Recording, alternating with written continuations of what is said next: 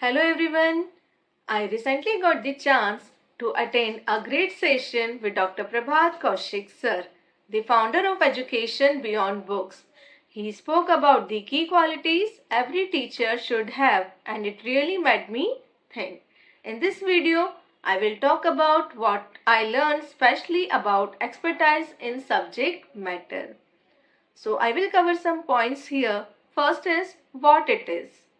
So, expertise in subject matter means having a deep and thorough understanding of the subject you teach. It's not just knowing the fact but truly grasping the concept, being updated with new developments, and being able to explain things in simple, clear ways. Why it matters?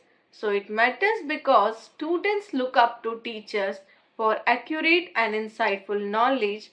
When teachers are confident in their subject, students feel more engaged and trust what they are learning. It builds and creates a strong learning environment. And how it can be used? So, expertise can be used to design better lessons, respond to student questions thoughtfully, and connect topics to real life situations. It also helps in adapting the content to different learning levels in the classroom.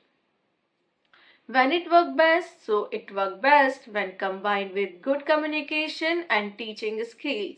Being an expert is powerful, but sharing that knowledge effectively is what truly benefits students.